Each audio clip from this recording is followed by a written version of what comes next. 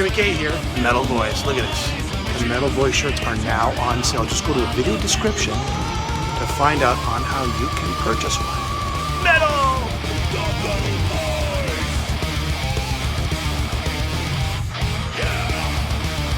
In these crazy times, you need a Metal Boys hat. You can pick it up at metalboys.com. And welcome for the first time on the Metal Voice. Herman Rarebell, of course, known as a solo artist and, of course, a writer, a co-writer for the Scorpions, a drummer for the Scorpions. You know, it's been a pleasure to have you on. It's been many years since I wanted you on the show. A great historian of the Scorpions, too. So I'll ask you about your new album, but I'd love to ask you some questions about the Scorpions as well. No problem. Go ahead.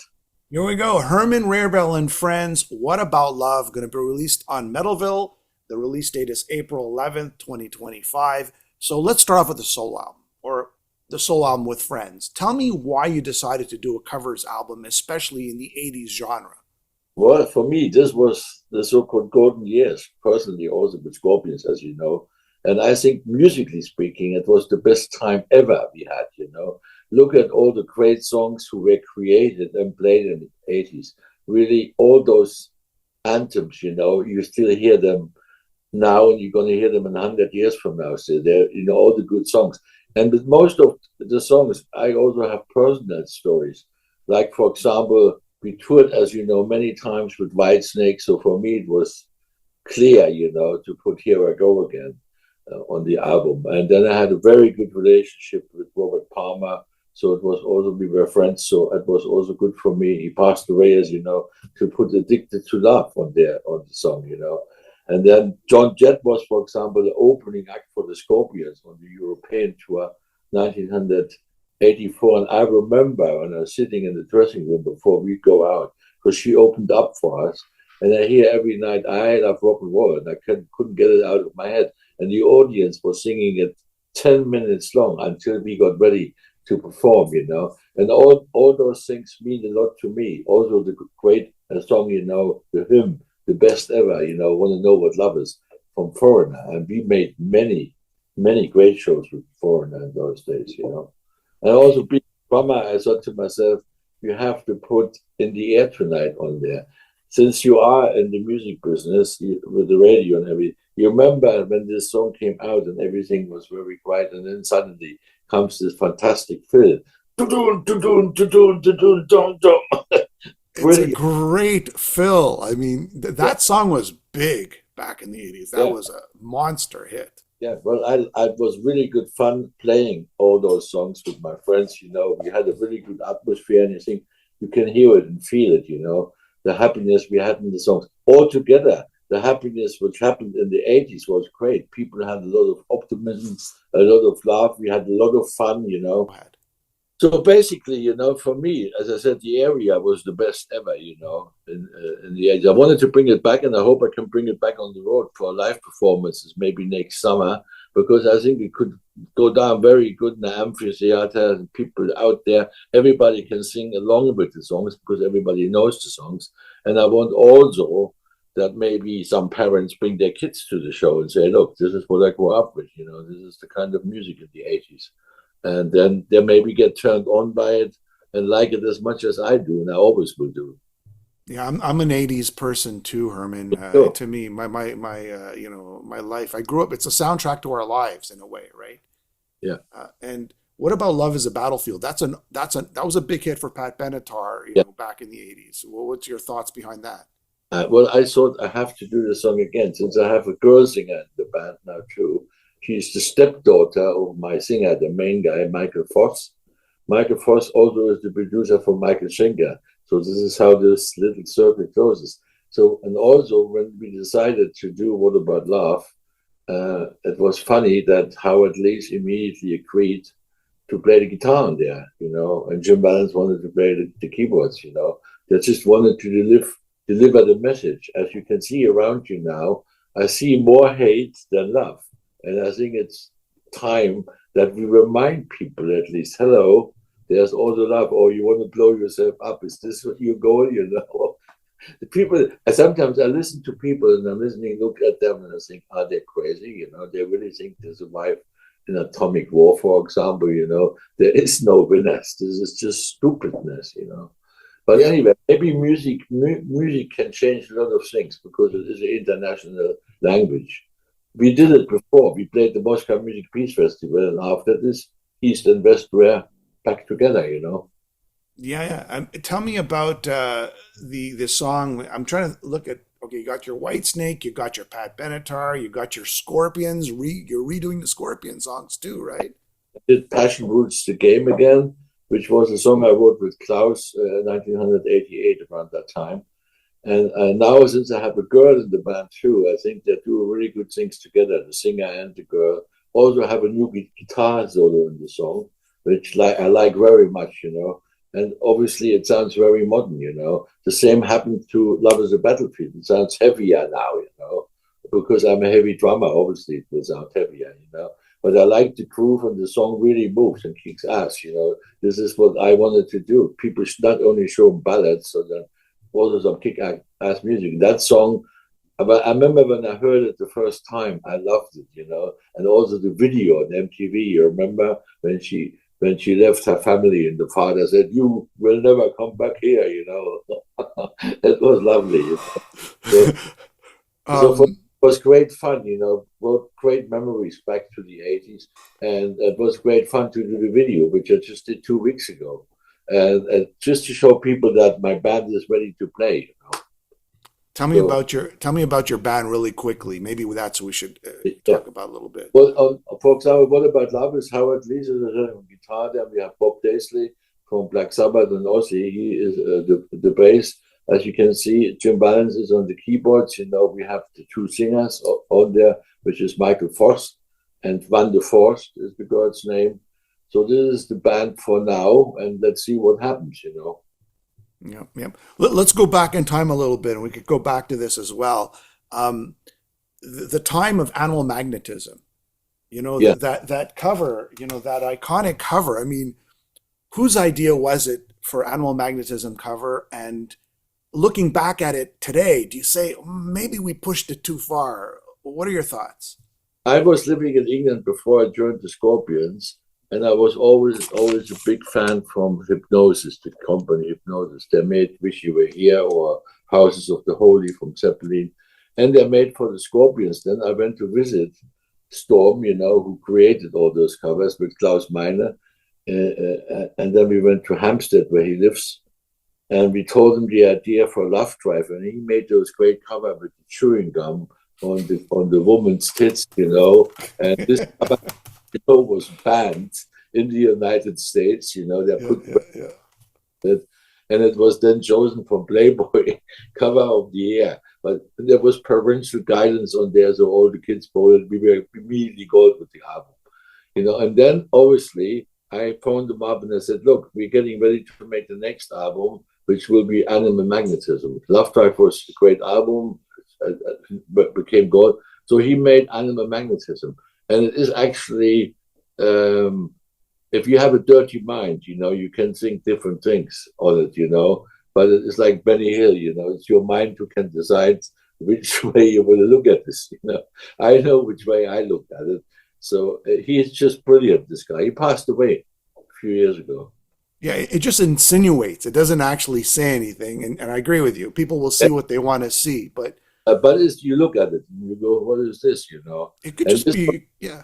it was the secret of Hipgnosis, the company. They made very interesting covers. I remember when I saw the first time Houses of the Holy, and then also Wish You Were Here. They were brilliant. Brilliant. Wish You Were Here was Yeah, brilliant. Brilliant. Even House of the Holy, yeah. company, and he was the main guy in there. He was completely crazy. I got on very good, and I introduced him to Klaus, and then he came with all the cover ideas. He flew from London to Cologne. He came in the studio, and as soon as he showed us the Love Drive cover, we all went, "That's it, that's it." you know. And this was immediately then it was cover of the year in the States. We've talked to Michael Schenker on this show many, many times, and it seems like he's at odds with his brother. Uh, But was this always? Did they always bicker even back at the Love Drive, did they never always get along, or was it they got along and then things went I bad? know 50 years I've been playing with them many times. The last time I played with them was Temple of Rock. We played together three DVDs, three albums, and we made three albums. Pete Ray was the bass player at the beginning of Temple of Rock. I love Michael, I think he's a fantastic player. For me, the best guitar player in the world, really, he's that talented. Yes. But I don't know. I played on the last acoustic album, which will be released next year. Mm-hmm. So maybe I go out with him on tour again then. But I'm going to do my thing first now, I'm going to tour this album and see, if I can get in the charts with one of those songs. Let's see what happens, But Michael or me, for sure, we will play one day again. That I know. We all brothers, don't forget. And what he has with his brother, is his business. I know them both. I know exactly what happened on the Love Drive album. It was me who told him to come and join us because he left UFO then. And I said, why don't you come and join us? We need a guitar player because Uli left. And he said, yeah, I'm coming. So he came to Hanover and he played on the complete Love Drive album. Most of the songs he also composed and so on, So, for example, Holiday, Coast to Coast, all this stuff, Love Drive, that's all. He played on my song, another piece of Meet the Solo, Killer Solo. Yeah. And then when we played Temple of Rock, we played also Scorpion songs, and we played Post Rocky Like a Hurricane live, played another piece of Pete live, played Love Drive and all the stuff, because he was the guitar player on that album. Yeah. Then he would make MSG in 81. But he left the Scorpions. As soon as he joined, he kind of left. Yeah. But was he ever a member of the band, or he just said, I'm just going to help you? Not really. What he did then in the Love Drive album, we played some gigs, and then, for example, in Lyon, France, he left after the show and traveled by bicycle towards electric bike or whatever, motorbike, towards Spain. This is the last time people of me have seen him. So then we replaced him with Matthias Chaps, the guitar player who's still the guitar player now. And then he came back again, so he joined the band again. So we said to Matthias, sorry, you just flipped out. So he did this about 2-3 times. So on the third time, Matthias said, look, you have to decide now what you want. You want me or him?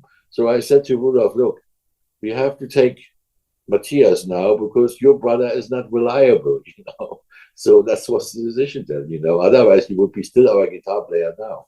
Yeah, you know what? To me, Rudolf is one of the greatest composers, and Absolutely. Schenker is one of the greatest guitarists. Yeah. So to me, they both have their super talents. I told him this many times most, and because he says, "Oh, my brother can't play." I said, "Look, is not this the point? He can write hits, Why don't you write one? Then you will be talking. Write a fucking ballad that tell him all those years, Yeah. He's a great guitar player. We don't even have to talk about this, Everybody in the world knows. I played him year after year after year on stage, so I know him in and outside. If I close my eyes, we are telepathically play, It's true, So for me, when I hear all the stories, I say to him, look, don't talk about your brother because the fans out there, they're going to think, you're jealous, what's the point? You're not going to change anything in the history, What do you want? If you want money, talk to him. Yeah, I agree. You know what? I've interviewed him many times, and I couldn't agree with you more. Going to Blackout. Now, here, as a fan, I was following the Scorpions, and Klaus has got the vocal problems, right? I'm sure you've asked this. You've been asked this question. What was I've heard their side, like Matthias' side and everybody's side, but I want to hear your side. What was it like? You're recording Blackout. They bring in Don Dokken. Did you have a feeling that, oh my God, maybe we can't continue with Klaus, or maybe we can? I mean, how did you feel at the time? No, for me, I said to myself, if Klaus really can't sing anymore, then the Scorpions know that this was the recognition of the band, was the voice. He has one of those voices, immediately this is Klaus Meine. So he was the voice of the Scorpions, Losing him would mean the end of the Scorpions, When I hear them now say we played the last concert and then Klaus wants to stop, for me, it makes no point to find another singer now. For what? Now? I'm 75, they're 77. What's the point? Tell me. Yeah. Did you think, maybe Don Dokken could? I mean, he's got a similar voice. Yeah. Did anybody think, maybe we could do this, or forget it? It's just. I worked with Doc on my solo album at the time also was called Herman the German and Friends. And Don was one of the singers on this album then, you know. I did Yeah. this in 80, 81, around that time, yeah. It was the same time when we did Blackout. And I met Don at Dieter Dirks' studio in Cologne, you know, because Dieter produced them. And so we became friends. And for me, it was the only choice, you know, because there was nobody else there who could even think about it. He was a singer who could reach the high notes, you know, could hold the tones, you know, and they were similar, yes, you know. Yeah, yeah. Did you think that personally for me after the surgery, Klaus was singing even better than he did? Yeah, they, What was that all about? I mean, they probably took all the way the things there, which made them stop reaching the high notes. I thought they said the same thing to him. I said, "You sing much better than before." You know, we were both laughing. But look, you know, I think when you get older, you know, then you have to think, you know, what you want to do. Because especially as a singer, I know this problem when they get older, they can't reach the high notes anymore, you know. And I thought when I did a thing with Ginger Baker and Pete York, we called ourselves the drum legends. I could also see on Ginger when he was 80 years old that he wasn't 20 anymore. You know, you could see it on the arms, and age is age. Point. You know. when you were in the studio recording Blackout, did you have a sense that, you know what, this is going to be our big breakout album? Well, not only this, as you know, I wrote on that album 8 songs, or co-wrote, you know, lyric-wise and all this. The title is for me, you know. Then I wrote on there Arizona and all those songs, you know, Give Me Dynamite, All I Need, all right? that. So for me, this album means a lot because it was the highlight, the highest.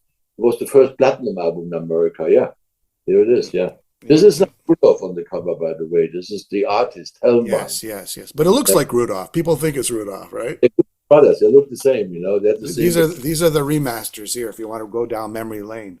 Yeah, I remember. Yeah, when we did it. What was your? But did you think this was going to be the big album for you guys? Like after you finish recording, you're in the studio. Did you really think it was going to help? Yeah, we felt we were already touring then with Ted Nugent, Aerosmith, and AC/DC, as you know. Def Leppard came then later, also in the thing on Rainbow. So we did all those tours. This was just with all the we got more and more fans because of the touring. So they were all waiting for this album after Animal Magnetism. You could literally say, okay, so this album was in 2 weeks, it was platinum. It Yeah. was the first platinum, and then the rest was easy touring. We then sold stadiums, and we were at the top in those years, you know. Then after this came the year afterwards came Rocky Like a Hurricane, you know. But then the US Festival even brought you even harder, right? In Yeah, 1983, the that US Festival, that took it to another level. level, yeah. But we were lucky that day that David Lee Roth was so drunk that day that we were the best band that night. We were the only ones who were sober, you know. Because I remember also Ozzy played there, then Triumph? White Riot, then Motley Crue. Who else? Triumph played right before you. Yeah, Triumph. exactly. Yeah, exactly. Yeah. So And for me, it was a great festival. I never forget it. Also, you know, when the Jets flew over us, you know, what a killer intro, huh? We couldn't actually take the bus anymore, the tour bus, because everything was blocked. So we had to take a helicopter who flew us over all those people landed behind, and then we went on stage. you know what I remember from the US Festival, which I loved back in the time and back in the day, like you guys were running around. Well, not you, but the band was all, it was so Yeah, energetic. The band was exploding. And then even at the end, everybody's on the floor and they're taking pictures and I know. it was just what an experience. Now, this was actually, you're right, this actually progress in America that made us big in America because the word of mouth then spread all over the United States. You know, there's a really good band from Germany called the Scorpions. After that, we sold out everywhere, you know. My dog is barking. I don't know why. Excuse me. Yeah. It's okay. But then and then this album even further Yeah. expanded your fan base, right? Rocky Like a Hurricane, you know. I'm very happy that I wrote the lyrics in that song. So for me, uh, this is a hit song which will be still heard, I'm sure, in 100 years. You know, this is an old-time classic rock song. You know, everybody knows that song. Everybody, I go Rocky Like a Hurricane. Yeah, I know it. You know, here I am, Rocky Like a Hurricane. You know, I must have played it a few thousand times by now. Are there any songs up to this period that you wrote or you just kind of wrote a little bit that you never credited for? No, I didn't have that problem. Michael claims that the whole time, Michael Schenker. But I tell him, I said, look, it's nobody's fault but yours because you should have put everything in writing like everybody else. This when they write a song, they register it, and then there's no fights afterwards. You're also friends with Bon Scott, right? I guess touring with But AC/DC in yeah, the earlier years. it was a good friend. After the gigs, we used to go out and party and hang out, in all the clubs. And we took Rick Allen with us at the drummer at the time from Def Leppard. He was still a kid. He was 16, 17, and of course we were over 20. So we said, he's with us, let him in. And they always let him in because they knew who we were. And Scott was a great guy, with 2 feet on the ground, good humor, good mind. I was sad when he died. Of course, the whole world was sad. It was a huge loss. Yeah, Did no. bringing outside writers into the Scorpions sort of change the sound of the band? Like, I guess you start getting into these years, right? Jim Valance, right? Like we talked Yeah. about right before. Was that a point where, guys, we should stick to what we know best? Let's not start watering it down with Jim. This is exactly what I said at the time. No, we must look for somebody from the outside and look at all the hits this guy wrote. And I said, but look how many hits we also had. So let's stay to our what can I say it, our strengths. Let's do what we do best. And Klaus and Rudolph and me, we were a very good writer team. It's proven in all the records in the 80s we did together. So for me, I couldn't understand it at all. But then I met Jim, and I got on with him as a friend, very good. And he contributed definitely also with some good lyric ideas that came and looked at songs from a different angle. So I look at it back now, and we probably all learned a little bit from it. And he also learned some things from us. And when he now plays in my video, I must laugh. He's really an old-time friend. He doesn't play anybody else's video. He told me. So. And that's amazing. It's good to look back and see what you've learned in life too, right? Like the lessons. We all learn things, right? Every day. I'm sure there's young kids out there, drummers. The other day I saw a girl, I forgot, Yuna was her name, yeah, Japanese drummer, I think 10 years old or 11 years old. Unbelievable machine. I'm going there, fuck, what is this? Well, really. So that's what I think. Also, my granddaughter, she's 4 now, and she started to play drums. She's playing drums. It's amazing. Come over. It's time that you come over from Germany. I want to show you some new things. Herman, also tell me about Lee Aaron. She also sang on with the Scorpions, right, from Canada. A little bit of Canada trivia. Exactly. I remember when she came to the studio. But I never met her so close or anything. We were just colleagues. Hi, how are you? But I remember when she came down and sang with Klaus. I remember. Yeah. She sang on, what was it? What is she doing nowadays? She's still touring. She's releasing music, so you should hook up. Definitely. Oh. I think she played on this album, right? She sang on this album, back vocals? Yeah. Tell me about the Rock and Roll Hall of Fame. Is it time the Scorpions got inducted? Well, put me in there. Yeah, there's nothing I can do because I don't know the people there. I think, if it is suggested, I don't know. Nobody would phone me. How many albums has the Scorpion sold worldwide? Over 50? Over 100 million. Yeah, it's a damn shame. It's a damn shame. Well, as long as I was with them, we sold a lot of albums, I cannot, since I left, there was no more hits. And here's the last question on Scorpions. Yeah.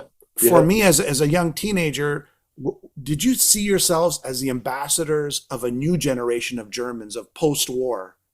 What? The Germans, these guys are a new type of German. They play rock and roll. They're friendly to the world. Were you guys ambassadors in a way to this new generation of who Germans are? Yeah, we were the first German band who ever made it that big. I know after us came only Rammstein, who became also big in the United States. But we sold out Madison Square Garden, for example, 3 nights, Rammstein only 1 night, So we played in the giant stadium and places like this, they didn't play this. So I think we also had a long career because we could come album after album, and all those albums became gold or platinum albums. And we could hold this the whole 80s. It only started to change in the beginning of the 90s.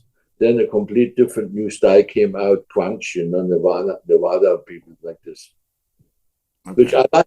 I mean, personally, I like Dave Grohl. I always liked him as a drummer, and I like him now with the Foo Fighters as their rhythm guitar player. It's really good fun. He has the rhythm in him, so it should be easy for him. Did you ever want to get back into the Scorpions? I mean, they're still touring, they're still playing music. It depends really what the plan would be. At the moment, I see no reason. I offered them a while back when James Kodak was not with him anymore. I wrote him an email, the three of them, and I said, "Why don't we do something again?" Just like between friends do. Write emails. They didn't even answer me. So I said to him, "Okay, fuck it. If you don't want, I'm not going to kiss your ass. Then fuck it. Or like Paul McCartney would say, let it be." What do you want? And on the last note, what do you want to tell everybody about your new album, Herman, Rarebell and Friends? What about love? What do you want to tell everybody about this? Take the album out. It will definitely take you back to the spirit of the 80s. It's a wonderful album. You hear hit after hit, and you hear the music we played in the 80s. You hear the music from the 80s, and when you hear it, you know why I love it. If I play live, come and check me out. I can't wait. You're going to have a good time, I promise. See you soon.